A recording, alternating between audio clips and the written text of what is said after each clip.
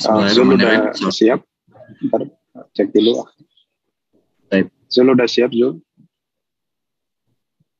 Ya. Siap ya. Bismillah. Assalamualaikum warahmatullahi wabarakatuh. Waalaikumsalam warahmatullahi wabarakatuh. Alhamdulillahi hamdan katsiran thayyiban mubarakan fi kama yuhibbu rabbuna wa yarda, wa asyhadu an la ilaha illallah wahdahu wa asyhadu anna Muhammadan abduhu wa rasuluhu. Allahumma shalli wa sallim ala nabiyyina Muhammad wa ala alihi wa sahbihi wa man tabi'ahum bi ihsan ila yaumiddin, amma ba'd. Baik, semuanya alhamdulillah jamaah sekalian, kita bisa kumpul kembali, kita bisa hadir kembali pada kesempatan kali ini guna mendengarkan atau menyimak kajian yang insya Allah akan dibawakan oleh Al-Ustadz Harith Abu Naufal hafizahullah ta'ala. Alhamdulillah beliau telah hadir bersama kita, mengucapkan terima kasih jazakumullah khairan kepada Ustadz yang telah meluangkan waktunya untuk hadir di tengah-tengah kita. Semoga waktu yang Ustadz luangkan bisa diberkahi oleh Allah Subhanahu wa ta'ala. Dan juga kami ucapkan terima kasih juga kepada para jamaah yang telah meluangkan waktunya hadir juga untuk menyimak dan meramaikan kajian kita pada kesempatan kali ini. Semoga waktu yang kita luangkan semuanya berkahi oleh Allah Subhanahu wa ta'ala. Amin ya rabbal alamin. Baik, sebelum kita lanjut ke materi, kita ingin membacakan tata tertib kajian terlebih dahulu. Seperti biasa ya. Tata tertib kajian online via Zoom meeting, yang pertama menggunakan nama sebenarnya sehingga mudah untuk dikenali.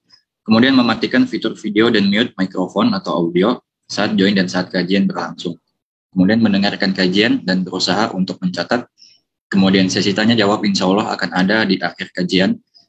Pertanyaan harap disesuaikan dengan tema pada hari ini. Kemudian pertanyaan bisa dikirimkan kepada host atau co-host atau moderator untuk selanjutnya kami bacakan, atau bisa bertanya langsung dengan raise hand. Yang akhwat kameranya di off, yang ikhwan kameranya boleh on jika berkenan.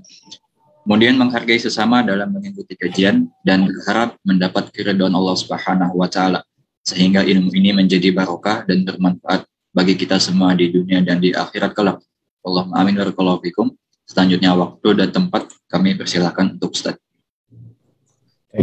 Jazakumullah khairan. Bismillahirrahmanirrahim. Assalamualaikum warahmatullahi wabarakatuh. Alhamdulillah. Alhamdulillahi hamdan katsira thayyiban mubarakan fih, mubarakan alaih kama yuhibbu rabbuna wa yarda. Wa usalli wa usallim ala nabiyina al-karim Muhammadin wa ala alihi wa ashabihi wa man tabi'ahum bi ihsanin ila yaumiddin. Saudara-saudaraku kaum muslimin dan kaum muslimat rahimani wa rahimakumullah, alhamdulillah pada malam hari ini Allah Subhanahu wa ta'ala mempertemukan kita tentunya pada kajian, dan saya rasa kajian di malam hari ini adalah kajian yang cukup penting, ya, kajian yang sudah cukup sering diulang-ulang, ya, namun demikianlah dan kondisi keadaan manusia. Allah mengatakan fadzakir, ya, Allah menggunakan kalimat fadzakir yang artinya lah peringatan yang diberikan bukan sekali, tapi peringatan yang sifatnya harus berulang-ulang, terkhusus mengenai permasalahan hati dan kolbu. Kenapa? Karena tidak ada satu bekal apapun yang akan kita bawa untuk bertemu dengan Allah kecuali hati kita. Ini yang pertama. Yauma la yanfa'u malun wala banun illa man atallaha biqalbin salim. Suatu hari yang tidak akan bermanfaat dari harta dan anak-anak yang dimiliki oleh seseorang kecuali siapa yang datang kepada Allah dengan hati yang selamat. Dan kedua, kenapa pentingnya kita membahas masalah hati? Karena hati sesuatu yang paling cepat terjadi perubahan. Rasulullah SAW menyebutkan dalam hadisnya, badiru bil a'mali fitanan kakak ta'il layli mudlim yusbihu rajulan mu'minan wa yumsi bihi kafira. Rasulullah mengatakan, bersegeralah kalian beramal karena akan datang kepada kalian fitnah bagaikan potongan malam yang sangat gelap gulita, yang mana di pagi hari seseorang itu beriman, di sore hari dia sudah kafir. Begitulah proses perubahan hati manusia dari keimanan, tidak hanya saja pada titik kefuturan, tetapi bisa dia menjatuh ke dalam kekufuran itu sendiri. Oleh karena itu, orang yang mereka merasa khawatir pada dirinya dan rasa cinta kepada dirinya, maka tidak ada sesuatu yang paling harus dia jaga lebih daripada menjaga kalbunya. Oleh karena itu, pada malam hari ini saya akan membaca sebuah buku yang ditulis oleh Syekh Abdul Razak hafizahullah ta'ala, yang beliau memberikan judul kitab beliau Asyara Qawaid fi Tazkiyatun Nafs. Ada 10 kaidah untuk mensucikan hati, mensucikan jiwa. Ya, kenapa beliau membahas tentang masalah ini? Ya tentunya seperti yang kita sebutkan tadi di awal, ya. Dan yang ketiga juga mungkin bisa kita tambah, manusia hari ini mereka sangat memperhatikan fisiknya. Ya buktinya ketika badannya sudah sedikit gemuk, ya dia akan segera diet, dia sanggup menahan makanan yang paling dia sukai, misalnya suka makan burger atau makanan-makanan fast food, makanan yang cepat saji, tapi karena supaya penampilannya bisa menarik, dia sanggup tahan. Ya terkadang dia sanggup jogging puluhan kilo, dia sanggup menggayuh sepedanya puluhan kilo, supaya apa? Supaya badannya bisa ideal, supaya badannya bisa kurus. Ya subhanallah. Tetapi terkadang manusia mengenai kolbunya, mengenai hatinya, ya terkadang dia jarang untuk memperhatikannya, jarang untuk menjadi beban pikiran dalam hidupnya. Sadar kalau kita tidak sadar, para hadirin dan hadirat rahimani wa rahimakumullah, kita belum lama meninggalkan bulan Ramadan, belum lama. Kita hari ini kurang lebih pada tanggal 18 Syawal. Kurang lebih baru 18 hari kita telah meninggalkan bulan Ramadan, baru 18 hari. Kita bisa mengingat kembali bagaimana kondisi kita di malam-malam akhir bulan Ramadan. Bagaimana kondisi kita di malam ganjil. Bagaimana kondisi hati kita di malam 27. Begitu mudah kita berlinang air mata. Ya, begitu khusyuk ketika kita ruku dan sujud kepada Allah. Kan seperti itu. Kita sudah baru melewati 18 hari ini. Itu terkadang gak memiliki bekas, sudah gak ada jejaknya lagi. Tapi yang jadi pertanyaan, pernah gak kita berpikir? Ya, kenapa saya baru 18 hari yang lalu saya begitu semangat beribadah? Baru 18 hari yang lalu saya begitu khusyuk hati saya. 18 hari lalu saya takut berbuat dosa. 18 hari yang lalu saya semangat sekali berbuat kebajikan. Bahkan berdiri sholat malam jam 1 malam dalam keadaan kondisi dingin, dia bisa bangun, bahkan dia mencari masjid yang paling banyak atau paling panjang bacaan sholatnya. Ya, kemudian hari ini, jangankan untuk sholat di masjid, bangun di tengah malam, untuk sholat sunnah witir 1 rakaat pun sudah sulit. Terkadang sholat sunnah fajar 2 rakaat sudah berat. Ya, tetapi tidak pernah terfikir dalam hatinya, tidak pernah menjadi beban dalam hidupnya. Kenapa ya? Ketika saya di akhir bulan Ramadan saya begitu khusyuk. Kenapa sekarang saya meninggalkan kebajikan, saya meninggalkan ketaatan, saya meninggalkan hal-hal yang baik dalam hidup saya? Gak pernah terfikir dalam benak kita, gak pernah ini menjadi beban, gak pernah ini kita anggap sebuah kerugian. Kenapa para hadirin dan hadirat rahimani wa rahimakumullah? Karena memang kita lebih memperhatikan fisik kita daripada memperhatikan qalbu kita. Padahal fisik kita kalau seandainya kita mati, gak butuh waktu lama dia akan membusuk. 2 hari saja jenazah kita setelah mati tidak dikubur, itu sudah membau busuk, sudah berbau. Ya, hitungan minggu mungkin sudah berulat sudah badan kita semuanya. Ya, ini yang selalu menjadi bahan pikiran kita. Ini selalu menjadi beban kita. Ya, ketika lutut sudah mulai sakit, dia akan segera menelpon dokter spesialis. Dokter, kenapa ya lutut saya sudah mulai sakit, apalagi naik tangga. Ya, ketika pundaknya sulit, berat, lehernya berat, segera dia telepon dokternya. Dokter, kenapa ya leher saya ini berat sekali. Kenapa ya Pak, saya pusing. Ya ketika dia melihat matanya sudah mulai kabur, segera dia pergi ke dokter. Ketika mukanya sudah tidak lagi glowing, sudah tidak lagi ceria, sudah mulai hitam-hitam, dia segera ke dokter. Apa yang bisa menghilangkan hitam-hitam di noda muka saya ini? Subhanallah, itu selalu menjadi beban dan pikiran kita. Tetapi ketaatan yang Allah telah rasakan manisnya dan indahnya, ya kemudian kita tinggalkan hanya baru beberapa waktu yang lalu kita begitu semangat, namun tidak pernah menjadi beban pikiran kita. Itu sebenarnya ingin saya fokus. Gak pernah menjadi beban pikiran. Ya, jujur ataukah kita tidak jujur? Ini menunjukkan, saya tegaskan kembali, kita memang tidak terlalu peduli dengan yang namanya hati. Sehingga dengan kajian di malam hari ini, saya akan membaca beberapa kaidah-kaidah yang dijelaskan oleh Syekh Abdul Razak hafizahullah ta'ala, bisa memberikan motivasi dan memberikan semangat kepada saya sendiri dan juga kepada teman-teman semuanya akan pentingnya hati tersebut dan bagaimana cara kita mendidik hati ini agar selalu bisa istiqomah di jalan Allah Subhanahu wa taala. Al-qaidatul ula. Kaidah yang pertama, Syekh menyebutkan at-tauhidu aslu ma tazku bihin nufusu. Tauhid merupakan asal dari pensucian hati dan pensucian jiwa. Teman-teman semuanya, ketika kita mempelajari tauhid, yang ada di benak kita, tauhid itu adalah tidak pergi ke kuburan dan meminta kepada kubur. Tauhid itu adalah tidak mendatangi dukun. Tauhid itu adalah tidak percaya dengan tukang ramal. Tauhid itu adalah anti dengan jampi-jampi. Naam, itu bagian dari tauhid.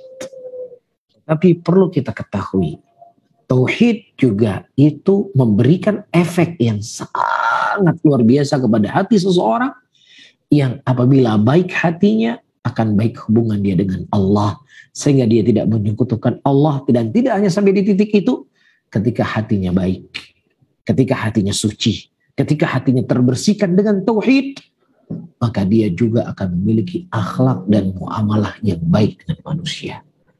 Ya, sebagaimana kita ketahui dari kehidupan para sahabat Nabi Sallallahu Alaihi Wasallam, mereka adalah abidullah, hambanya Allah.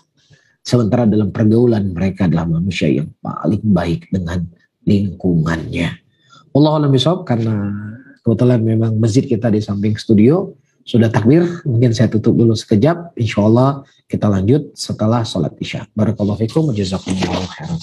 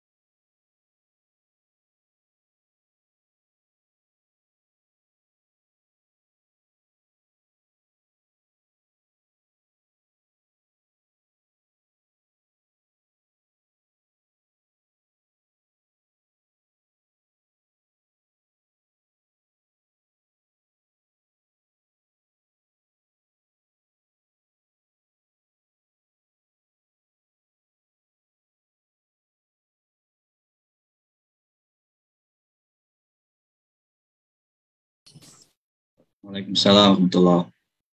Pada Ustaz bisa langsung lanjut. Kita lanjutkan. Bismillahirrahmanirrahim. Alhamdulillah ya hamdan katsira thayyiban mubarakan fih. Mubarakan alaih kama yuhibbu rabbuna wa yarda.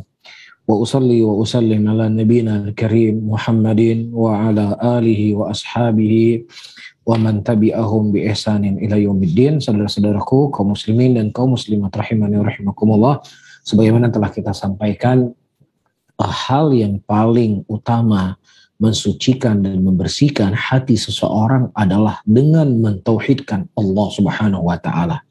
Dan ini adalah sesuatu yang telah teruji dan terbukti didikan Nabi Muhammad SAW kepada para sahabatnya. Iya, yang tadinya mereka musyrik, yang tadinya mereka ada menyembah batu, ada menyembah kayu, ada menyembah Lata, menyembah Uzza, menyembah Manat. Setelah dididik oleh Nabi SAW, hati mereka dengan tauhid, sehingga mereka mengesahkan Allah Subhanahu wa taala dalam segala bentuk peribadatan. Mereka berdoa hanya kepada Allah, meminta hanya kepada Allah, dan memohon hanya kepada Allah. Begitu juga tidak hanya dari sisi hablum minallahnya mereka yang baik, tetapi hablum minan nasnya mereka sesama manusia juga begitu luar biasa.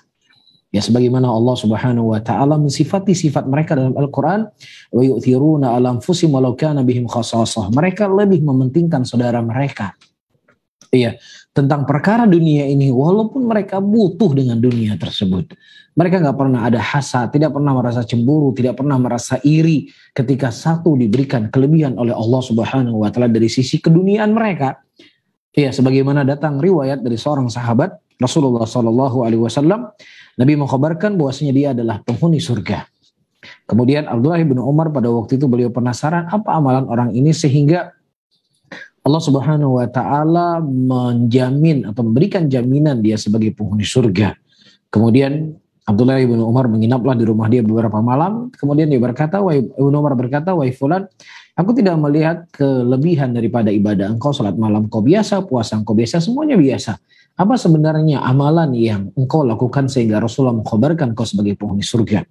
Kemudian dia berkata, "Ya, aku menjaga hatiku, menjaga kalbuku agar tidak ada rasa cemburu dan dengki sedikit pun dari kelebihan yang diberikan oleh Allah Subhanahu wa taala kepada saudaraku." Subhanallah.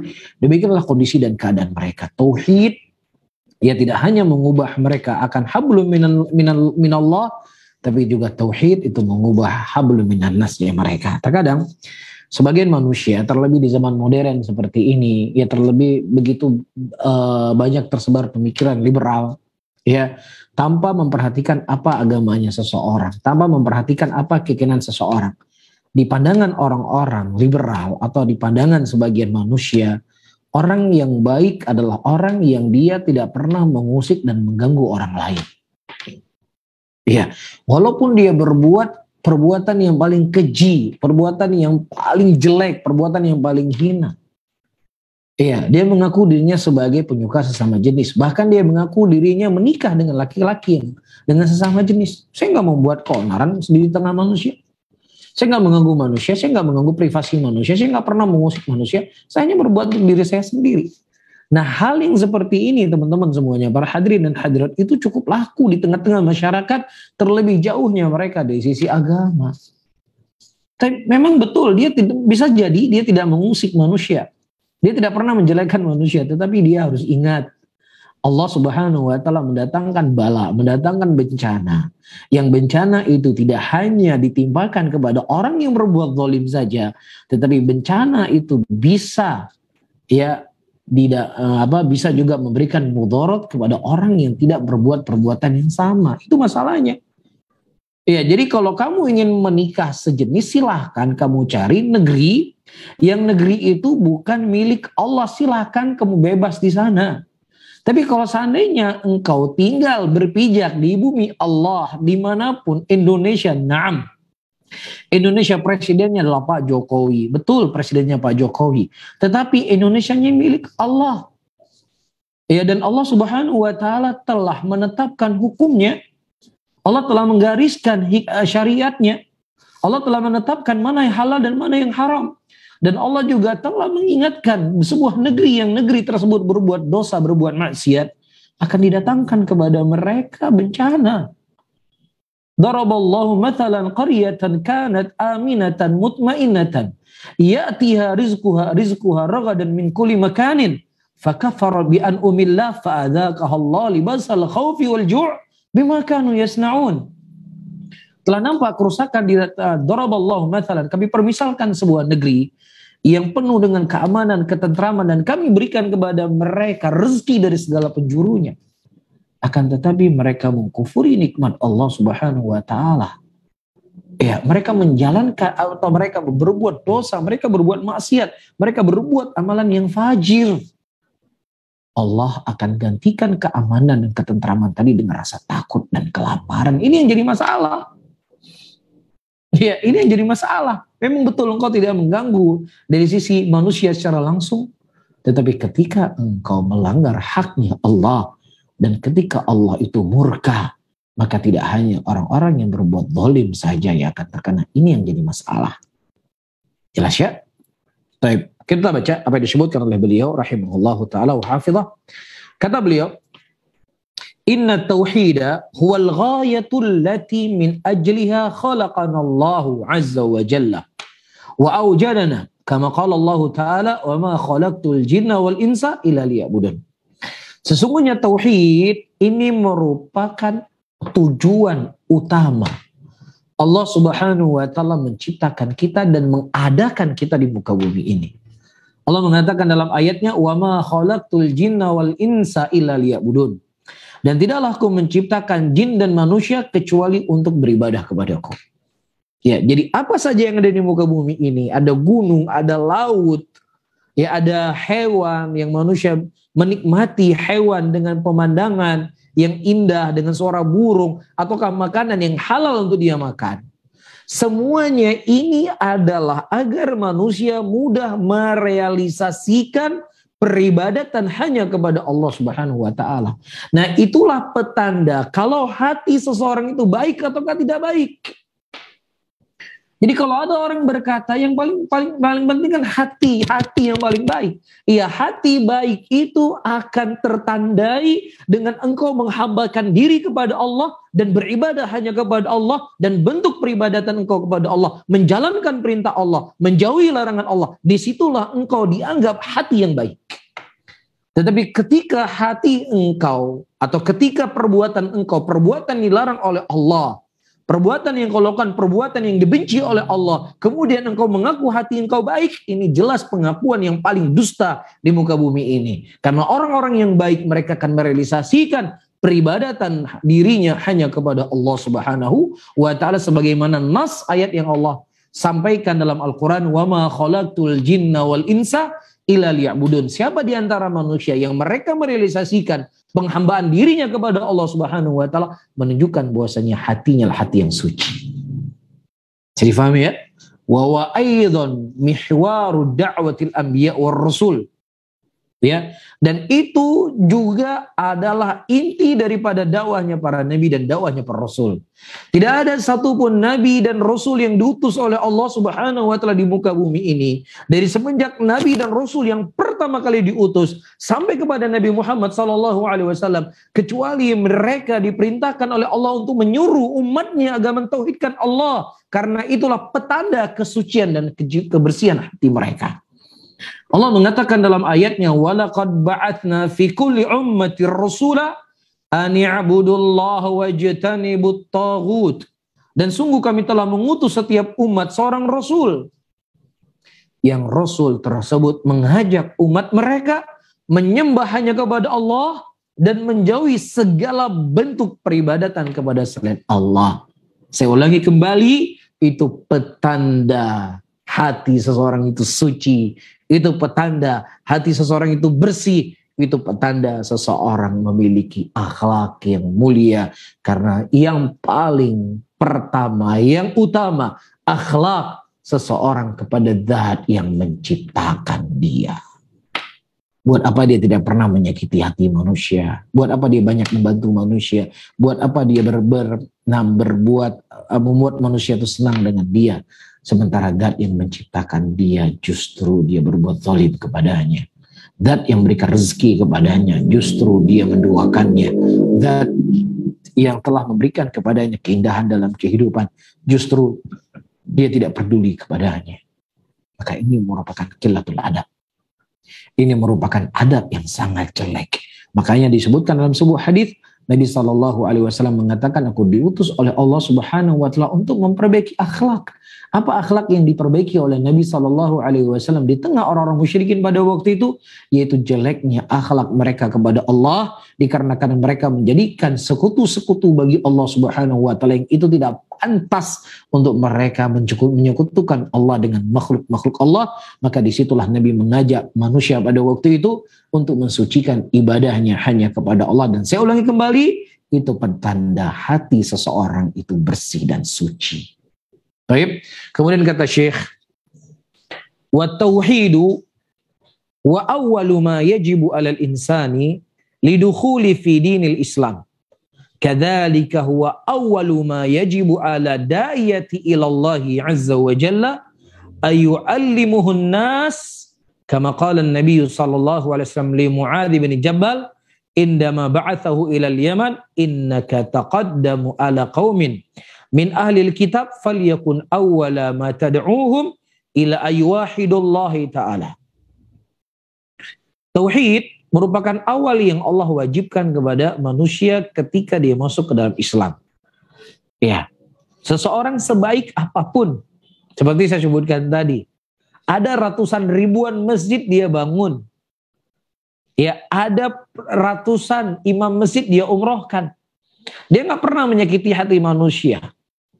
Dia humble dengan siapapun, mau kaya, mau miskin, dia bisa akrab dengan semua manusia. Ya, tetapi kalau seandainya dia tidak mentauhidkan Allah, tidak beribadah hanya kepada Allah, tidak mengikrarkan asyhadu an la ilaha illallah wa asyhadu anna Muhammadar Rasulullah, maka tidak bermanfaat kebaikan yang dia lakukan. Makanya Allah mengatakan wa ja'alnahu haba'an manthura. Kami jadikan kebaikan yang telah dia kumpulkan di dunia haba'an manthura, debu yang berterbangan yang tidak bermanfaat sama sekali. Makanya ketika seseorang masuk ke dalam Islam, yang pertama kali yang harus dia ucapkan adalah asyhadu an la ilaha illallah wa asyhadu anna Muhammadar Rasulullah. Karena itu merupakan awal dari kebaikan yang harus seseorang lafadzkan dan praktekkan dalam kehidupannya, yaitu akhlak dia kepada Allah. Dan saya ulangi lagi, itu petanda hatinya baik. Kadzalika huwa awwalu ma yajibu ala da'iyah. Dan itu juga merupakan awal yang wajib kepada para da'i yang menyeru kepada Allah, mengajarkan manusia kepada prinsip tauhid ini.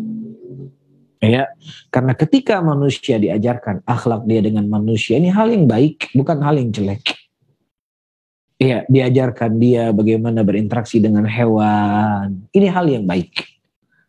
Akan tetapi itu semuanya akan tidak bermanfaat kalau dia tidak mengenal siapa yang menciptakan dia.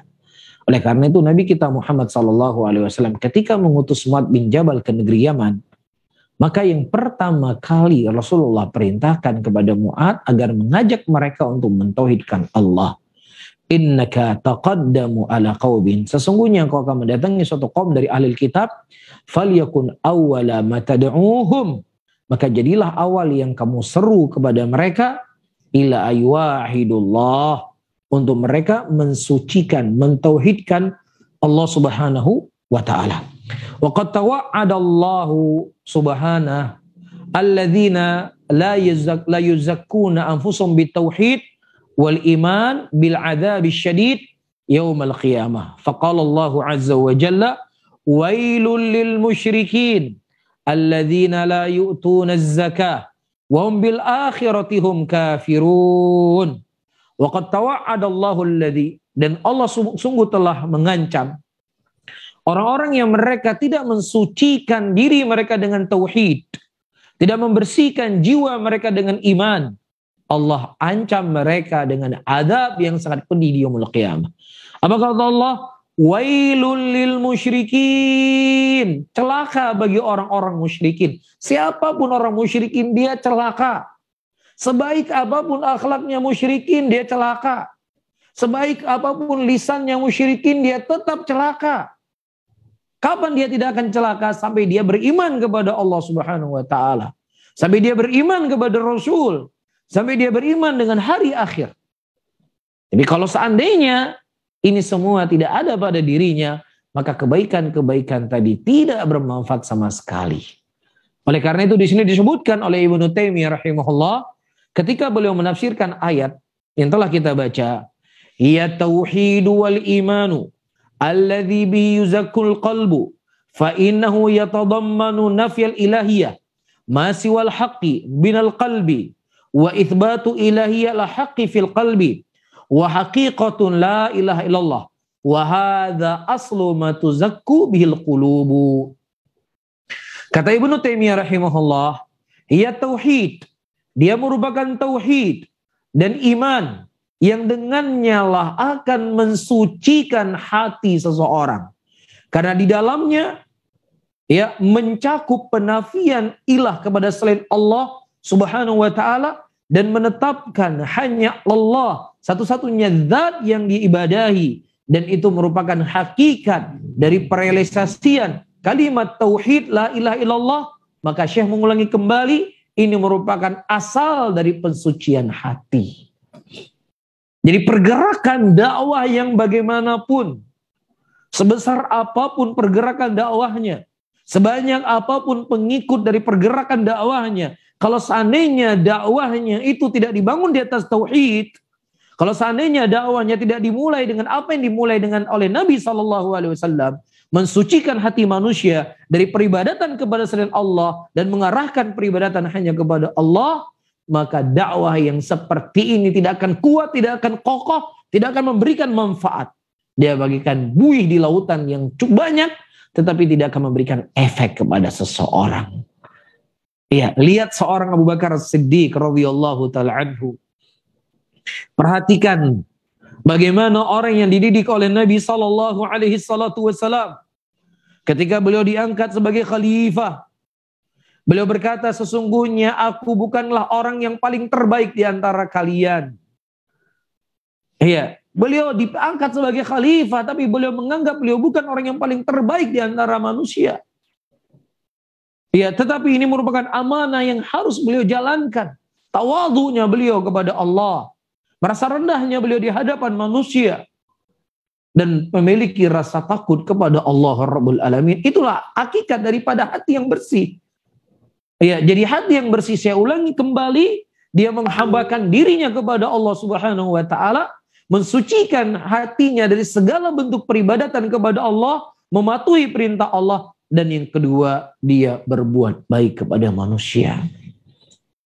Ta'awanu 'alal birri wat taqwa wa la ta'awanu 'alal itsmi wal 'udwan wattaqullaha innallaha syadidul iqab.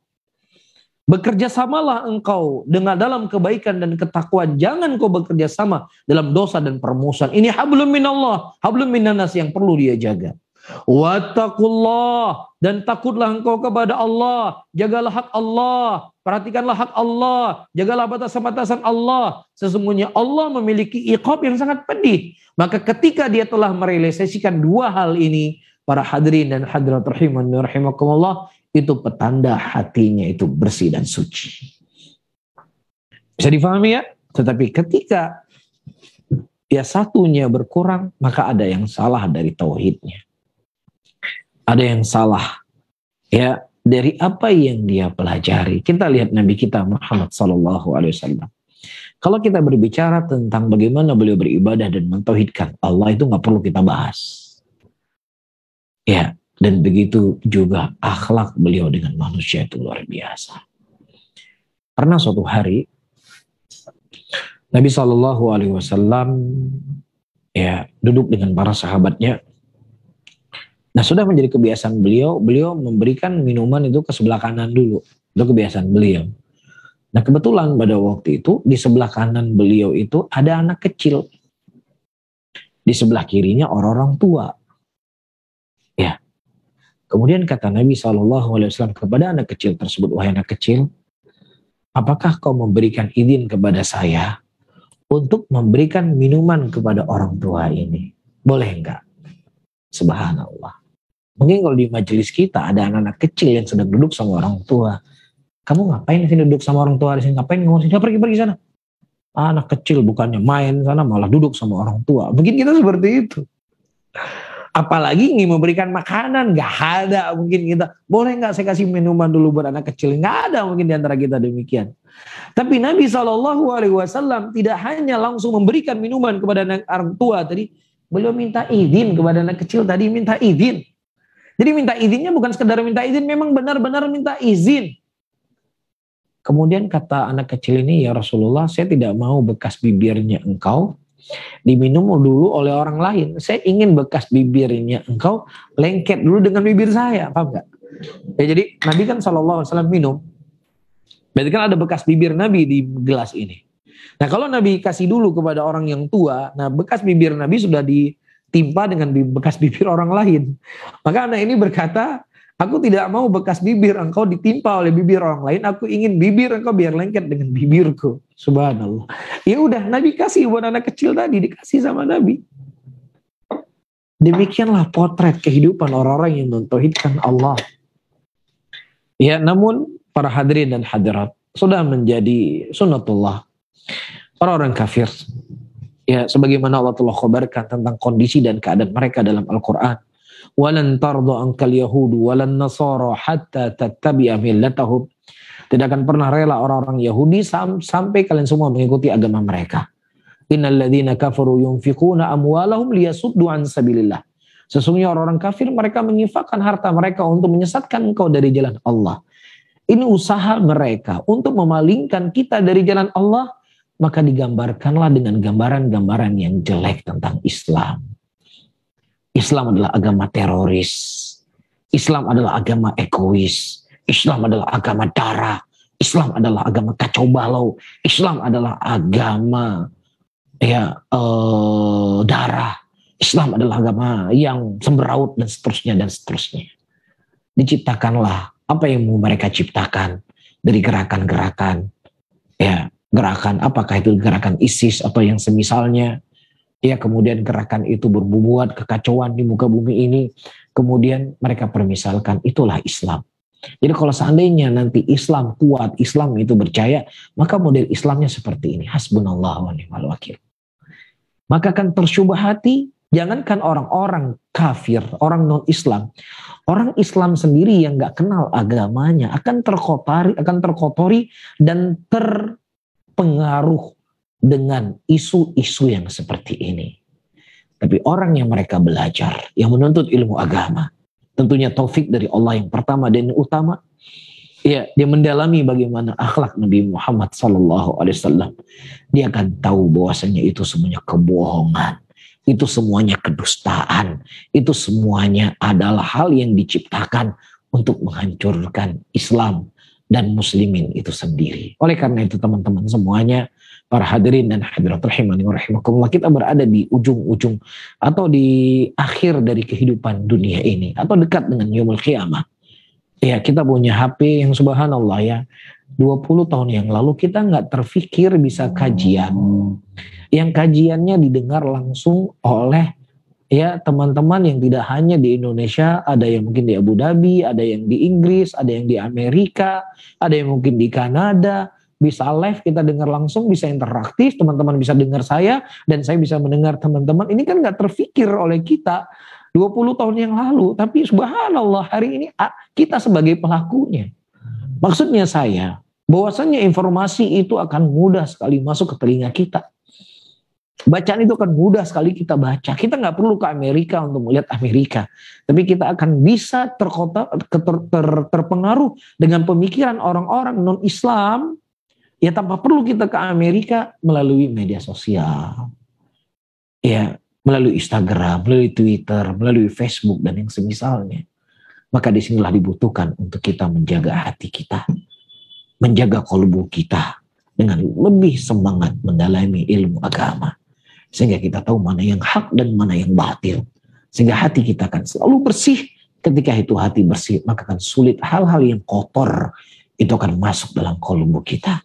Tapi ketika manusia itu lalai, ketika manusia itu jauh dari Allah, ketika manusia nggak membentengi dirinya dengan ilmu, maka ketika datang musuh yang ingin mengotori kolbunya, maka akan begitu cepat kolbunya itu akan terkotori. Hasbunallah wa ni'mal wakil. Baik, kita lanjutkan. Disebutkan oleh Ibnul Qayyim rahimahullah. Qala Ibnul Qayyim rahimahullah. Baik, atau qala aktsarul mufassirin min as-salafi wa man ba'dahum hiya tauhidu syahada alla ilaha illallah wal imanul ladzi bihi yazkul qalbu wa aslu kullu zakatin wa nama'in. Disebut oleh Ibnu Qayyim, kebanyakan ahli tafsir dari kalangan salaf dan siapa yang datang setelah mereka, ketika mereka menyebutkan tentang ayat di atas, adalah tauhid, adalah persaksian seseorang terhadap kalimat la ilaha illallah dan iman kepada kalimat tersebut, maka itu merupakan pensucian jiwa. Bahkan dia merupakan asal dari segala kesucian, asal daripada kebaikan. Tauhid kepada Allah. Maka ketika seseorang tidak mentauhidkan Allah, maka di hakikatnya adalah orang yang jauh dari kebaikan itu sendiri. Wa kama anna tauhida wal aslu ma tuzakku bihin nufus wa tadhuru fa inna syirka wa ashaddu ma yudannisu nufusa wa yaftiku biha bal wa muhbitun li jamil a'mal kama qala Allah ta'ala laqad uhiya ilaika wa ilal ladzina min qablik lain asyrakta la yahbatanna 'amaluk wa la takunanna minal khasirin. Wa kama anna tauhida, sebagaimana tauhid merupakan asal dari pensucian hati dan jiwa, maka sebaliknya syirik itu merupakan hal yang paling membuat hati itu kotor, hal yang akan membuat hati itu jauh dari kebaikan. Bahkan tidak hanya sampai di situ, amalan kebaikan dia itu kan hancur seluruhnya ketika mereka berbuat syirik kepada Allah Subhanahu wa taala. Walaqad uhiya ilaika wa ilal ladzina min qablika, dan telah diwahyukan kepada engkau dan orang-orang sebelum engkau, lain asyrakta, kalau seandainya engkau berbuat syirik, la yahbatanna amaluk, maka akan hancur seluruh amalanmu, wala takunanna minal khasirin, dan akan membuatlah engkau menjadi orang-orang yang merugi. Di dunia akan merugi, dan di akhirat dia akan lebih sengsara. Di dunia dia bisa menikmati apa saja. Di dunia dia bisa mencicipi apa saja. Tetapi kelak di yaumul qiyamah ketika Allah matikan dia, dan kemudian Allah celupkan dia dalam neraka, dia tidak minta banyak. Dia hanya minta air seteguk. Itu yang dia minta. Wa nada ashabun nari ashabal jannah an afidu alaina minal ma' au mimma razaqakumullah. Ketika penghuni surga memanggil penghuni neraka memanggil penghuni surga. Wahai penghuni surga, berikanlah kepada kami seteguk minuman, atau dari apa yang Allah berikan rezeki kepada engkau. Kemudian penghuni surga berkata, sesungguhnya Allah mengharamkan kepada kalian minuman dan rezeki yang diberikan kepada kami. Hari ini boleh mereka merasa bangga. Hari ini mereka boleh merasa senang. Hari ini mereka merasa tinggi di atas orang-orang yang beriman. Dari dunia yang mereka miliki. Dari kehebatan yang mereka punya. Tapi ketika mereka tidak mentauhidkan Allah, ketika mereka tidak beriman kepada Allah, maka sesuatu yang paling murah yang dia bisa ambil atau dia bisa miliki hari ini, maka itulah yang dirindukan oleh mereka kelak di yaumul qiyamah. Oleh karena itu saudara-saudaraku muslimin, kita sebagai seorang muslim, terlebih sebagian teman-teman tinggal di negeri-negeri non-Islam, jangan pernah merasa minder dengan keislaman kita. Jangan merasa minder dari keimanan kita. Allah mengatakan dalam ayatnya, nah, wala tahinu wala tahzanu wa antumul a'launa in kuntum mu'minin. Wala tahinu wala tahzanu. Jangan engkau merasa kerdil, jangan pula engkau merasa bersedih. Kalian adalah orang-orang yang tinggi, kata Allah, kalau seandainya kalian orang-orang yang beriman. Ya terlebih mungkin sebagian negara atau orang-orang bule yang mungkin sudah bosan, jenuh dengan kehidupan dunia ini, yang segalanya mereka miliki, yang segalanya mereka punya, sehingga dengan kemudahan mereka dengan dunia tersebut akan berada di titik puncak kejenuhan dan kebosanan. Maka disitulah kita sebagai seorang muslim menampakkan keindahan Islam. berakhlak dengan akhlak Islam, berpegang teguh di atas Islam. Mudah-mudahan itu menjadi sebab hidayahnya mereka. Ya, menjadi sebab kebaikan untuk mereka. Kita menyelamatkan diri kita dan menyelamatkan manusia dari kekekalan di dalam nerakanya Allah Subhanahu wa ta'ala.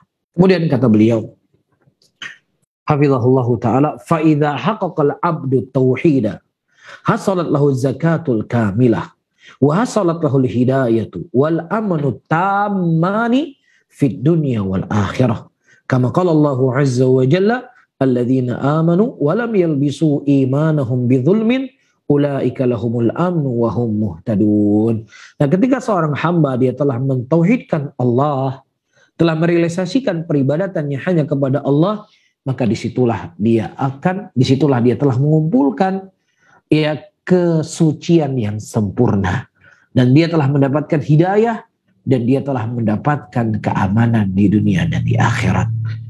Ya, di dunia dia aman dari kesyirikan, di dunia dia aman hartanya dari ditumpahkan karena dia telah menjadi seorang muslim, dan di akhirat dia aman daripada kekekalan dari nerakanya Allah Subhanahu wa taala, sebagaimana Allah mengatakan alladzina amanu, dan orang-orang yang beriman adalah orang yang mereka tidak mencampur aduk keimanan mereka dengan kezaliman, dan mereka lah orang-orang yang mendapatkan keamanan, dan mereka lah orang-orang yang mendapatkan petunjuk. Kemudian kata Syekh, famata akhlasal abdu dhulla lillahi wal mahabbah lahu khalusat a'maluhu wa sahhat. Dan kapan seorang hamba dia mensucikan ibadahnya hanya kepada Allah, ya, dan merendahkan diri kepada Allah dan cinta hanya kepada Allah, maka khalusat, ya, dan kemudian disitulah dia akan mengikhlaskan amalannya hanya untuk Allah, wa sahhat, dan akan baik amalannya. Wa zakat nafsuhu wa tabat, maka akan sucilah hatinya dan jiwanya. Wa ma ta'adkhala 'alaiha ma yashubuha, dan kapan hati itu dikotori dengan kesyirikan, maka masuklah ke dalam hatinya itu sesuatu yang bisa menodai qalbunya. Ketika itu menodai qalbunya, maka akan jelek hubungan dia dengan Allah, maka juga akan jelek hubungan dia dengan manusia. Fala zakatul linnafs, kata Syekh, tidak ada sesuatu yang bisa mensucikan jiwa illa bitahqiqi tauhidi, kecuali dengan seseorang merealisasikan tauhid, wa ifradillahi azza wa jalla bil ibadah, dan dia mengesahkan Allah dalam ibadahnya, wa ikhlasil amal lahu, dan dia ikhlas amalannya hanya untuk Allah. Kama qala Allah ta'ala ala lillahi dinul khalis, ketahuilah hanya untuk Allah agama yang suci ini. Wala zakata lin nafsi illa bitakhlisiha minasyirki bijami anwa'ihi, sehingga tidak ada sesuatu yang bisa mensucikan dan membersihkan jiwa seseorang kecuali dengan dia menjauhi segala bentuk kesyirikan. Wa takhlisuha min kulli ma yunaqid at-tauhid wa yudha'ifuhu, dan dia membersihkan seluruh hal-hal yang bisa menghancurkan tauhidnya dan melemahkan tauhidnya. Ya, maka inilah pelajaran yang paling berharga buat kita teman-teman semuanya ketika kita berbicara tentang tazkiyatun nafs, pensucian hati, pensucian jiwa. Maka pokok yang paling pertama yang dengannya Rasulullah telah mengubah kehidupan Mekah, telah mengubah kehidupan Madinah, yang tadinya orang yang kuat menindas orang yang lemah. Bahkan ada wanita-wanita yang bayi-bayi lahir wanita dikubur hidup-hidup. Iya, mereka memperbudakkan manusia dengan hina dan seterusnya. Iya, pembantaian, pembunuhan, perampokan dan seterusnya. Setelah datang Islam, iya, mereka setelah mensucikan ibadahnya hanya kepada Allah, mereka mengenal Allah, maka mereka menjadi orang-orang yang hebat. Lahirlah dengan didikan Nabi orang seperti Abu Bakar, lahirlah seperti Umar bin Khattab, seperti Utsman bin Affan, seperti Ali bin Abi Thalib, seperti Abdurrahman bin Auf, seperti Talha bin Ubaidillah. Maka tidak akan terperbaiki umat ini kecuali apa yang telah terperbaiki umat yang lalu. Demikian disebutkan oleh Imam Malik rahimahullah, sehingga di antara cara dan jalan yang paling utama dan yang pertama untuk memperbaiki umat Islam di seluruh dunia ini adalah dengan apa yang telah Rasulullah sallallahu alaihi wasallam didik generasi yang pertama dengan tauhid kepada Allah, beribadah hanya kepada Allah, dan pensucian hati dan jiwa. Maka inilah akan membuat umat Islam akan kuat dan kokoh sebagaimana yang telah Allah berikan kekuatan kepada umat Islam yang lalu. Wallahu ta'ala alam. Bisawab mungkin ini yang bisa kita sampaikan. Mudah-mudahan bermanfaat untuk saya sendiri dan juga kepada teman-teman semuanya. Dan waktu yang tersisa kita jawab beberapa soal. Tentunya sebatas kemampuan yang saya ketahui dan saya tidak dibebani oleh Allah apa yang saya tidak ketahui. Wallahu a'lam. Barakallahu fikum wa jazakumullahu khairan.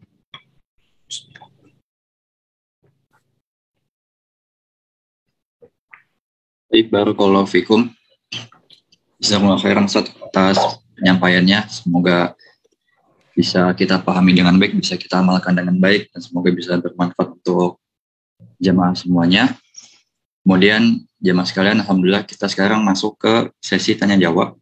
Ada beberapa menit waktu yang kita punya untuk membacakan pertanyaan yang masuk atau memberikan kesempatan untuk yang bertanya langsung. Kami di sini ingin memberikan kesempatan untuk jamaah yang ingin bertanya langsung terlebih dahulu ya, sebelum masuk ke pertanyaan via chat.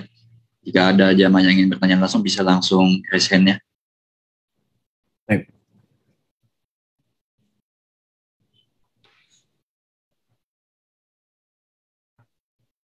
Ya, belum ada yang raise hand. Belum ada yang raise hand, dan di Ana juga belum ada yang masuk. Qadarullah. Mungkin di YouTube, ikhwah. Ini ada masuk satu. Ana bacakan. Ya. Nah, silakan. Penanya berkata, Assalamualaikum warahmatullahi wabarakatuh. Izin bertanya. Semoga keberkahan dan kesehatan terus-menerus dilimpahkan oleh Allah Subhanahu wa Ta'ala, baik kepada Ustadz dan juga untuk pengelola Bumiku Mengaji. Dari tausiah Pak Ustadz bahwa medsos dapat menjadi tarikat untuk mengenal syariat dengan baik, namun juga dia bersifat seperti pisau bermata dua. Mohon, ini sepertinya kurang lengkap. Mungkin mohon penjelasannya seperti itu, Ustadz. Baik. Para hadirin dan hadirat rahimani wa rahimakumullah. Nah, sebagaimana yang disampaikan oleh penanya, media sosial itu ya dia bisa kepada baik dan bisa kepada kejelekan. Dan itu tidak bisa dihukumi mutlak kepada semua orang. Dalam arti kata, bisa saja sebagian orang itu adalah kebaikan buat dia, dan bisa saja sebagian orang itu merupakan sebab kehancuran dan kejelekannya. Maka di sini teman-teman semuanya, para hadirin dan hadirat, orang yang cerdas bukan hanya orang yang tahu tentang halal dan haram, tetapi orang yang cerdas adalah orang yang tahu di mana titik kelemahannya dia. Kalau seandainya dia tahu titik lemah dia dengan bermedia sosial, dia akan terjatuh kepada hal yang diharamkan oleh Allah. Ia terjatuh kepada hal yang akan bisa memberikan mudarat kepada dirinya. Maka orang yang cerdas dia akan menjauhi kejelekan tersebut. Ya, dia menjauhi hal-hal yang bisa menjerumuskan dia ke dalam kehancurannya. Tetapi ketika memang ada sebagian orang dengan dia bermedia sosial, dia bisa menyebarkan kebaikan, menyebarkan sunnah, menyebarkan tauhid, dan juga mungkin dia bisa berniaga di situ, dia bisa berdagang di situ, maka silakan dia jadikan media sosial itu sebagai tempat untuk dia berjihad, menyebarkan kebaikan di tengah umat manusia. Dan sebagaimana saya ingat ada seorang syekh berkata, jangan ditinggalkan media sosial tersebut. Karena kalau orang-orang beriman, orang-orang yang memiliki ilmu meninggalkan media sosial, maka akan dipenuhi media sosial dengan para pelawak mencela Islam, ya orang-orang liberal yang mereka berbicara tentang ayat-ayat Allah dan seterusnya. Dan terlebih manusia sekarang di tangannya itu semua adalah HP. Dia yang jadi tontonannya adalah YouTube, Instagram, Twitter dan semisalnya. Maka disinilah kita harus berjihad untuk menyebarkan kebaikan di tengah-tengah umat Islam. Tetapi secara pribadi seperti saya sebutkan tadi, kalau seandainya memang kita dengan masuk ke media sosial, kita tidak bisa menjaga diri kita, apalagi untuk menyelamatkan orang lain, maka yang paling pertama dan utama sebagaimana kata Allah, ku anfusakum wa ahlikum naro. Jagalah dirimu dan keluargamu dari api nerakanya Allah. Kita ingin menjaga manusia dengan menyebarkan kebaikan di media sosial, tapi dengannya justru kita menjerumuskan diri kita dalam kehancuran, maka menjaga diri lebih baik daripada untuk kita menerangi kebaikan di tengah-tengah manusia sendiri. Wallahu a'lam bishawab. Ana izin melengkapi pertanyaan yang tadi Ustadz, ini baru masuk potongan pertanyaannya. Ini tambahannya Ustadz, mohon tambahan ilmunya bagaimana kita jangan pula sampai menjadikan medsos sebagai sesembahan dalam bentuk yang baru. Ini merupakan mungkin hal nya sudah terwakili apa yang saya sebutkan tadi. Kemudian yang kedua, teman-teman semuanya, karena memang ya media sosial memang tidak ada di zaman Nabi SAW, tidak ada di zaman Nabi. Akan tetapi Al-Quran itu telah berbicara tidak hanya pada kondisi seperti pada saat itu saja, tapi Al-Quran itu universal sampai hari ini itu berlaku. Dalam sebuah ayat Allah Subhanahu wa taala mengatakan la tusair khaddaka linnas. Jangan kau palingkan wajahmu kepada manusia ketika manusia berbicara denganmu. Berapa banyak orang-orang yang mereka sibuk dengan media sosialnya, sibuk dengan HP-nya. Terkadang dia tidak peduli dengan orang di sekitarnya. Dia nggak peduli dengan ibunya, bapaknya, istrinya, suaminya, dengan teman-temannya. Dia sibuk dengan WA-nya. Dia sibuk dengan media sosialnya. Maka ini hal yang telah dilarang oleh Allah dalam Al-Quran. La tusair khaddaka linnas. Dan juga pernah suatu hari Nabi SAW beliau tersibukkan dengan cincin dari sahabat-sahabatnya. Akhirnya beliau buang cincin tadi. Beliau buang cincin tadi karena tersibukkan dari sahabat-sahabatnya. Maksudnya beliau sibuk dengan cincin, nggak mempedulikan sahabatnya. Dibuang cincinnya oleh Nabi SAW. Maka disinilah seseorang harus benar-benar jeli, harus benar-benar menjadikan HP itu dia yang mengaturnya, jangan sampai HP yang mengatur dirinya. Jadi kadang-kadang kalau kita misalnya ya pasang CCTV, kita di kamera diri kita satu kali 24 jam. Coba kita nonton sendiri. Coba kita nonton bagaimana kita mungkin akan malu melihat diri kita sendiri dengan HP. Karena kita nggak sadar, banyak orang nggak sadar. Orang berbicara samping dia ngomong, iya. Padahal nggak perlu, iya jawabannya nggak perlu. Itulah karena otaknya itu sudah terpengaruh atau telah terbudak dengan HP. Maka disinilah seseorang HP dalam kondisi seperti ini bukan lagi kebaikan untuk dia, tapi sudah menjadi mudarat untuk dirinya. Maka orang yang pintar lah orang yang menjauhi hal-hal yang bisa memberikan mudarat untuk dirinya. Dan juga kita berlindung kepada Allah Subhanahu wa taala dari hal-hal yang bisa merugikan dunia dan akhirat kita, apapun wasilah tersebut. Wallahu a'lam bishawab. Nah, sepertinya ada yang angkat tangan ya, Ustaz Agung. Nah, Ustaz, jazakallahu khair, Ustaz, barakallahu fikum. Terima kasih atas jawabannya. Sekarang kita pindah ke pertanyaan yang penanya langsung ya. Di sini ada Ummu Amar, silakan Ummu Amar bisa langsung bertanya kepada Ustaz. Ya, jazakumullahu khairan host. Assalamualaikum warahmatullahi wabarakatuh. Jazakumullahu khairan atas materi yang Ustaz sampaikan. Ustaz, di sini ada 2 pertanyaan secara umum dari Saung Ukhuwah USA Kanada. Bisa disampaikan Ustaz? Nah, silakan Ummu Amar. Ya, jazakumullahu khairan Ustaz. Pertanyaan pertama adalah, Ustaz mohon nasihatnya ketika kita share materi, tetapi materi itu kita sendiri belum menguasainya, tetapi sudah meyakini karena itu bersumber dari kajian dan dari kitab yang sudah direkomendasikan dari asatizah. Kemudian Ustadz, salah satunya lagi, saya bergabung dengan satu grup WhatsApp yang isinya masih bercampur. Grup ini adalah kajian Islam, tapi berbagai background. Ketika saya men-share sesuatu yang memang sudah dicek kesahihannya, karena admin grupnya juga belum belajar sunnah atau masih mengakomodir semua yang ada, sehingga ketika dikasih tahu bahwa itu bertentangan dengan sunnah, akhirnya dia balik menunjuk saya supaya lebih menerima perbedaan tersebut. Lama-kelamaan Ustadz, saya jadi tidak nyaman karena ini terhitungnya nahi munkar. Apakah bisa seperti itu? Dan apakah sebaiknya saya keluar kalau sudah tidak nyaman? Tetapi kalau keluar juga Ustadz, takutnya menimbulkan fitnah yang lebih besar. Mohon nasihatnya, jazakumullahu khairan. Afwan Ustadz, kebanyakan. Ya, lawas. Baik, Masya Allah. Pertama, para hadirin dan hadirat rahimani rahimakumullah.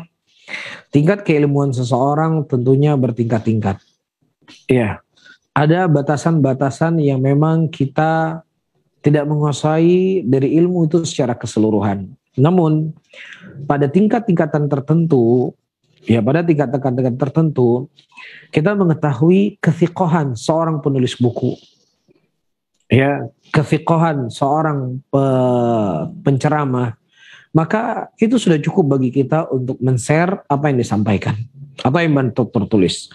Misalnya kita dapat tulisannya terjemahan dari kalamnya Syekh Muhammad bin Shalih Al-Utsaimin, ya, atau tulisan potongan videonya Syekh bin Baz rahimahullah, atau videonya Syekh Shalih Fauzan. Ya tentunya kita sebagai seorang thalib bukan kita yang mengoreksi dari ucapan mereka, tapi ucapan mereka kitalah yang dikoreksi oleh mereka. Maka setidaknya ini sudah mencukupi bagi kita untuk men-share, ya menyebarkan kebaikan tadi. Karena kita telah meyakini orang yang menyampaikan kebaikan inilah orang-orang yang rasikh, orang-orang yang jujur dengan kebenarannya. Makanya kita lihat dari kehidupan para sahabat Nabi SAW. Ketika itu Umar bin Khattab radhiyallahu taala anhu mentahdir seseorang tukang dukun. Ya, siapa namanya? Lupa saya. La ilaha illallah. Subaik.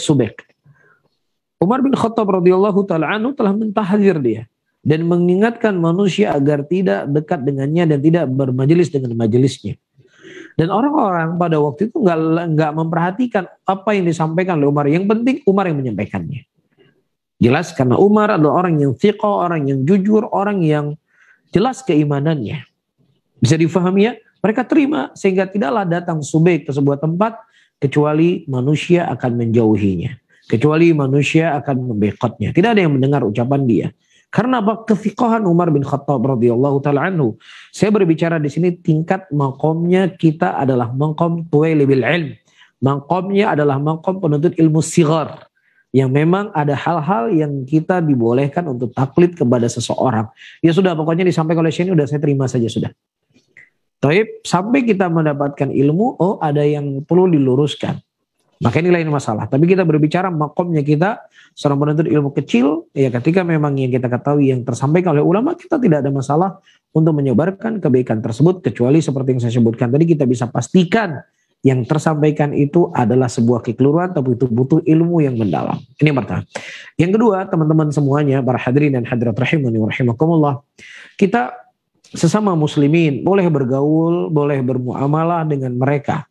Tetapi muamalahnya itu ada batasan-batasan yang perlu untuk kita batasi. Jangankan kita berbicara tentang urusan agama. Iya, dalam urusan dunia saja, teman-teman semuanya memilih sekolah ke anak, pasti dia memilih sekolah A, B. Saya nggak mau sekolah di tempat A, saya main sekolah B. Nggak ada orang yang celak. Oh kamu nggak boleh seperti itu, kamu nggak ada toleransinya, kamu nggak memperhatikan hak manusia. Saya rasa nggak ada manusia yang memprotes ketika dia memilih anaknya untuk sekolah di sekolah ini, nggak disekolahkan di sekolah sana. Ada hal yang selektif yang mau dia memilih. Begitu juga misalnya dalam membeli produk, nggak, saya mau beli tas mereknya ini, saya nggak mau beli merek lain. Nggak ada orang mengatakan kamu ini terlalu eksklusif, kamu ini terlalu radikal atau yang semisalnya ketika dia memilih perkara dunia yang dia sukai. Nggak ada orang yang protes. Padahal itu perkara dunia yang bisa saja kalau dia sekolah di tempat yang satunya, bukan di sekolah yang disekolahkan sekarang, mungkin anaknya lebih berhasil, mungkin anaknya lebih baik, kan begitu. Tetapi dalam urusan akhirat seharusnya seseorang itu lebih harus berhati-hati. Saya telah jelaskan tadi, ada hal-hal yang kita bermuamalah dengan saudara-saudara kita muslimin yang mengucapkan 2 kalimat syahadat. Tetapi ketika muamalah kita tersebut, kita terdengar ceramahnya mereka, yang itu tertanam syubhat dalam kalbu kita, sementara kita orang awam yang terkadang tidak bisa membedakan mana hak dan mana yang batil, mana yang salah, mana yang benar. Ya, mungkin hanya sekedar retorika yang bagus, apalagi dengan tetesan air mata, terkadang membuat hati kita yang lemah ini terikut. Maka tidak ada fitnah yang lebih besar, teman-teman semuanya, para hadirin dan hadirat rahimani rahimakumullah, ketika seseorang menyimpang dari agama Allah, menyimpang dari sunnah Nabi SAW, menyimpang dari manhajus salaf. Tidak ada fitnah lebih besar daripada fitnah ini. Ya, dan banyak orang keluar dari grup, apalagi dia merasa dia tidak nyaman, apalagi dia merasa ada sesuatu yang tidak tenang pada hidupnya, dia tinggal mengatakan mohon maaf, ya saya mungkin ada sesuatu dan lain hal, ya sehingga mungkin saya harus keluar dari grup ini dan lain sebagainya. Saya mohon maaf sekali kepada teman-teman semuanya dan lain sebagainya. Maka disinilah kita para hadirin dan hadirat harus mengukur fitnah itu dengan timbangan syariat. Karena tidak ada fitnah yang paling besar kecuali terpalingnya seseorang dari kebenaran. Karena yang namanya kebatilan ketika didengarkan terus menerus, ya didengarkan terus setiap hari, didengarkan, karena sudah sering terdengar dari telinga, maka terkadang yang batil itu akan menjadi hak. Yang batil itu menjadi hak. Kenapa? Ya orang-orang yang mereka hari ini mengkampanyekan LGBT, Karena mereka yakin dengan sering diperdengarkan masalah ini, sering dikampanyekan, walaupun orang menolak di awal, suatu saat dia akan menganggap ini suatu hal yang baik. Kenapa mereka begitu semangat? Karena itulah teorinya demikian. Dalam mainan anak-anak, warna pelangi, dalam ini ada warna pelangi. Yang penting orang nggak terima, nggak ada masalah. Yang penting di mana-mana orang dengan warna pelangi tersebut. Dan ini adalah hal yang sangat berbahaya, teman-teman semuanya. Hal yang sangat berbahaya. Ya, maka fitnah yang paling berat yang harus kita jaga, jangan sampai kita ingin menjaga orang lain sementara hati kita terkena dengan syubhat tadi. Wallahu a'lam bishawab. Barakallahu fiik wa jazakillahu khairan. Iya Ustadz, alhamdulillah jazakumullahu khairan. Pertanyaan selanjutnya Ustadz. Assalamualaikum warahmatullahi wabarakatuh. Semoga Allah Subhanahu wa taala memberikan perlindungan, kemudahan dan keberkahan buat Ustadz dan keluarga dimanapun berada. Ustadz, saya ingin dinasehati dengan keadaan saya ini. Apakah menurut Ustadz ini adalah cinta dunia yang berlebihan? Ustadz, saya bekerja, saya sebenarnya bukan orang yang berkebutuhan sampai darurat. Pekerjaan saya cukup bagus gajinya Ustadz, dan tetapi di sini Ustadz sulit sekali saya mengatur waktu buat sholat.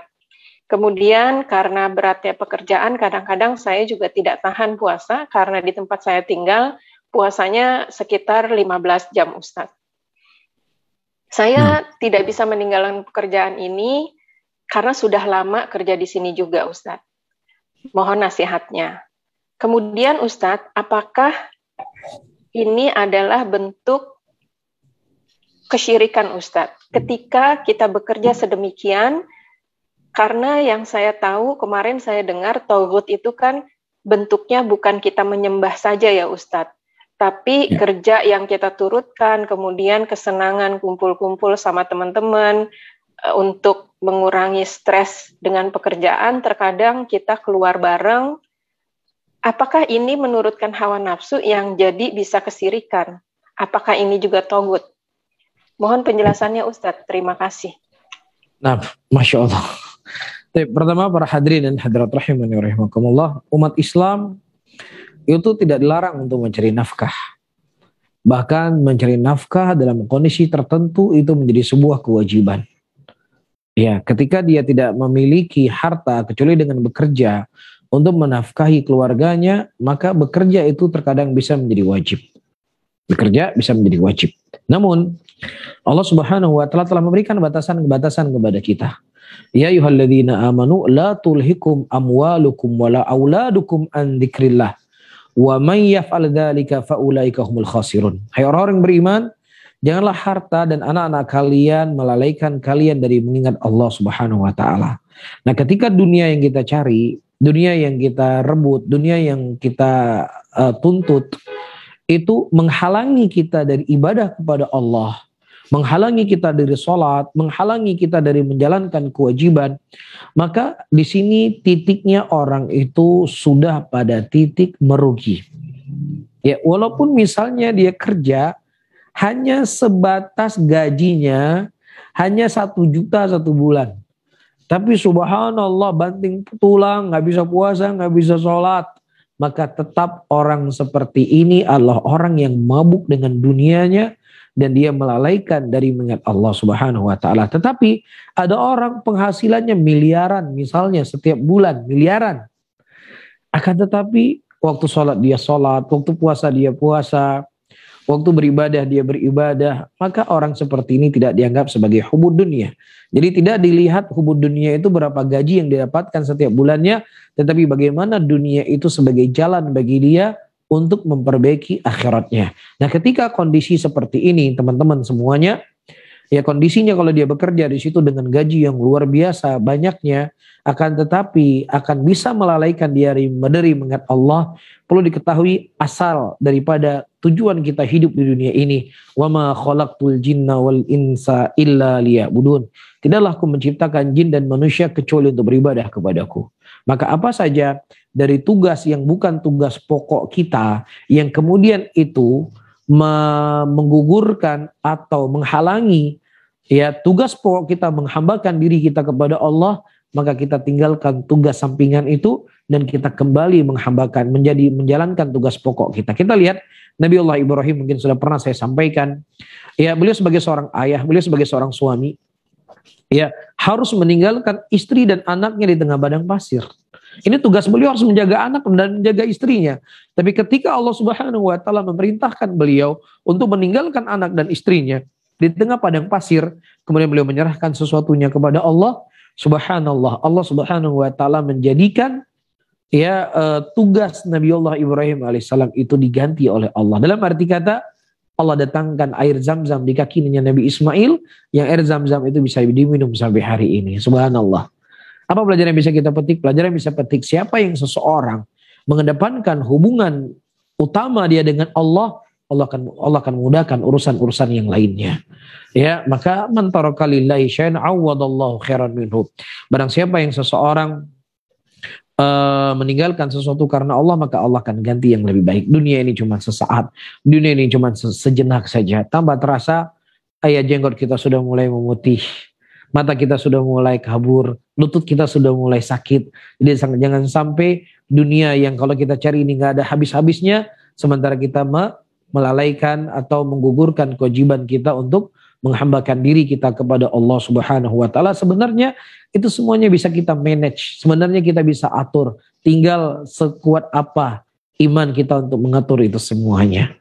Wallahu taala alam bisawab. Barakallahu fikum wa jazakumullahu khairan. Dan itu wallahu a'lam bishawab tidak dianggap sebagai syirik, tetapi itu sudah dianggap seseorang itu sudah melalaikan dia dari mengingat Allah Subhanahu wa taala, dan ini bagian dari dosa dan ini bagian dari maksiat. Nah, begitu juga dengan teman-teman, perlu diketahui Allah mengatakan dalam ayatnya, al-akhilla yauma idzin ba'dhum li ba'din aduwwun illal muttaqin. Persaudaraan antara satu dengan yang lainnya itu semuanya akan bermusuhan antara satu dengan yang lainnya, kecuali orang-orang yang mereka berkasih sayang karena Allah Subhanahu wa taala. Orang-orang yang bersahabat hari ini karena takwa kepada Allah, maka pertemanan itulah yang akan abadi kelak di yaumul qiyamah.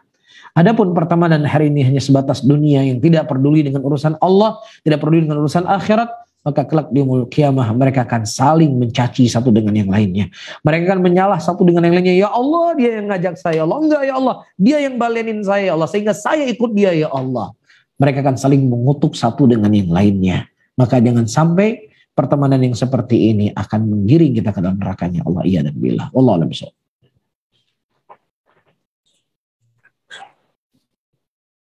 Baik, barakallahu fiikum wa jazakallahu khairan Ustaz atas jawabannya. Tapi jemaah sekarang kita pindah ke pertanyaannya masuk via YouTube Bumiku Mengaji ya. Di sini ada satu pertanyaan dari YouTube Bumiku Mengaji, ana izin bacakan dari hamba Allah. Penanya berkata, suatu tanda amalan kebaikan yang diterima Allah adalah dengan dimudahkannya untuk amalan ketaatan yang lainnya. Setiap dibukakan untuk melakukan amalan ketaatan yang lainnya. Jika ada hamba Allah yang dimudahkan untuk puasa sunnah, tapi puasanya masih melakukan kelalaian dan kemungkaran, bagaimana hal tersebut, Ustaz? Baik, Allah Subhanahu wa taala menyebutkan sebuah ayat di dalam Al-Qur'an yang artinya ada daripada wali-wali Allah, mereka itu zalimu li nafsih. Ada di antara mereka muqtasidun, ada di antara mereka fastabiqul khairat. Yang pertama zalimu li nafsih. Dia beribadah kepada Allah, berbuat ketaatan, tapi dia juga berbuat maksiat. Ada kedua muqtasidun, dia melakukan ketaatan, dia menjauhi dosa, tapi dia tidak berlomba-lomba dengan kebaikan. Yang ketiga ada orang-orang yang dia fastabiqul khairat. Mereka adalah orang-orang yang berlomba-lomba dalam kebajikan. Ini semua dalam koridor mereka sebagai wali-walinya Allah Subhanahu wa taala. Sehingga menunjukkan kepada kita di sini, walinya Allah bukanlah orang yang tidak berbuat dosa, bukanlah berbuat maksiat. Bisa saja mereka terjatuh dalam dosa dan maksiat, namun iman mereka saja yang lemah. Ya, namun ini para hadirin dan hadirat tidak mengeluarkan seorang itu dari keislaman, tetapi mengurangi atau mengeluarkan dia dari kesempurnaan iman. Dia masih sebagai orang yang beriman, tetapi mengurangi kesempurnaan imannya. Wallahu a'lam bishawab. Barakallahu fikum. Assalamualaikum. Terima kasih Ustaz atas jawabannya. Kita pindah ke penanya langsung. Jika ada yang ingin bertanya langsung, kami persilakan. Sepertinya tidak ada, maka kita lanjut via chat, Ustaz. Di sini ada satu pertanyaan dari hamba Allah. Penanya berkata, Assalamualaikum Ustaz, izin bertanya Ustaz. Anak kami bersekolah di SMA, qadarullah terpilih jadi sekretaris organisasi sekolah, OSIS, di mana tugasnya membuat surat kegiatan organisasi sekolah, seperti perayaan-perayaan agama Islam dan pentas musik yang diadakan di sekolah. Dan anak kami sudah kami bekali ilmu bahwa musik itu haram dan tidak ada perayaan agama Islam dan tidak ada perayaan-perayaan dalam agama Islam selain yang dicontohkan Nabi Muhammad SAW. Yang ingin kami tanyakan, apakah anak kami masih boleh duduk di dalam organisasi sekolah tersebut atau sebaiknya mengundurkan diri? Mohon nasihatnya Ustadz. Jazakallahu khairan wa barakallahu fiik. Baik, pertama para hadirin dan hadirat rahimani rahimakumullah, kita tidak mengatakan terlarang ya orang berta'awun dalam kebaikan dalam organisasi sekolah misalnya, kita tidak mengatakan terlarang. Tetapi ketika misalnya dengan duduknya dia di situ, dia tidak bisa mencegah kemungkaran, ya, dan justru dia menjadi penghubung terjadinya kemungkaran tersebut, maka kembali kepada kaidah yang saya sebutkan tadi, ku anfusakum wa ahlikum nara. Jaga dirimu dan keluargamu dari api nerakanya Allah. Nah, perkara-perkara yang itu adalah perkara mubah, perkara-perkara duniawiyah. Ketika perkara duniawiyah itu justru akan menggiring kita ke dalam hal yang berdosa, maka tentunya ya dia menjauh dari hal-hal yang demikian. Ya, untuk merealisasikan firman Allah Subhanahu wa taala, ku anfusakum wa ahlikum nara. Jagalah dirimu dan keluargamu dari api nerakanya Allah. Wallahu a'lam bishawab. Baik, Assalamualaikum. Mungkin satu pertanyaan terakhir Ustaz ya. Udah 30 menit. Dan ini juga memang pertanyaan terakhir satu ini. Ustaz, dari hamba Allah, saya izin bacakan pertanyaan. Penanya berkata, Assalamualaikum Ustaz dan semuanya. Assalamualaikum Ustaz dan semuanya. Mengapa dalam sholat kadang-kadang masih tidak khusyuk? Saya berusaha khusyuk. Saya tidak mendengarkan musik, film atau video yang tidak bermanfaat. Tapi kadang isi ceramah saja yang masih terngiang dalam sholat, terutama ketika membaca Al-Fatihah. Bolehkah saya mengulang Al-Fatihah pada saat saya masih berdiri, ketika menyadari bahwa Al-Fatihah yang saya baca sebelumnya tidak fokus atau tidak khusyuk? Jadi yang terngiang di seperti itu ceramah-ceramah agamanya, Ustaz. Nah, wallahu a'lam bishawab. Para hadirin dan hadirat rahimani wa rahimakumullah. Di dalam sholat, ya, Nabi SAW pernah beliau sholat asar pada waktu itu 2 rakaat. Kemudian setelahnya beliau dikata, ya Rasulullah, apakah sholat sudah diringkas? Kata Nabi, tidak, sholat nggak diringkas, sholat 4 rakaat. Kemudian kata beliau, ya Rasulullah, engkau sholat 2 rakaat tadi. Kemudian Rasulullah bertanya, oh dengan orang di sekitarnya, apakah saya tadi sholat 2 rakaat? Iya. Kemudian Nabi SAW berdiri dan beliau sholat 2 rakaat. Apa faedah yang menunjukkan dari hadis ini? Faedah yang menunjukkan dalam hadis ini, para hadirin dan hadirat rahimani rahimakumullah, ada sesuatu yang terkadang terngiang dari pikiran Nabi SAW yang tadinya beliau berpikir sudah sholat 4 rakaat padahal 2 rakaat. Baik.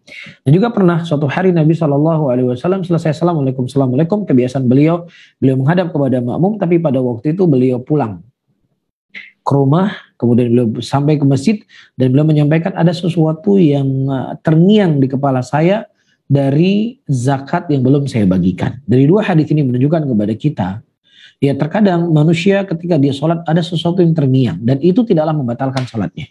Kalau seandainya itu membatalkan sholatnya, pasti Nabi akan mengulangi sholat beliau dan beliau akan sholat 4 rakaat, tidak menambah hanya 2 rakaat tadi. Tapi beliau membangun sholat 2 rakaat menjadi 4 rakaat. Beliau tidak mengulangi lagi sholat yang telah beliau lakukan. Ya, kecuali di sana kata para ulama, kalau seandainya dia semenjak dia bertakbir sampai dia salam lagi, hilang semua akalnya, dia nggak tahu apa yang sedang dia lakukan dalam sholatnya, menghayal full 100%, maka sholatnya itu tidak sah. Tapi kalau seandainya terkadang dia menghayal dan lain sebagainya, tetapi dia tahu di mana posisi dia dalam posisi sholat, tidak hilang seluruhnya, maka ya dia memperbanyak sholat sunat, dia memperbanyak istighfar, dia memperbanyak berzikir, karena memang ada salat sunnah rawatib untuk menyempurnakan dari salat wajib yang mungkin ada kekurangan dari salat wajib. Yaitu ketika dia sudah membaca Al-Fatihah, sudah Al-Fatihah yang dibaca itu sudah cukup.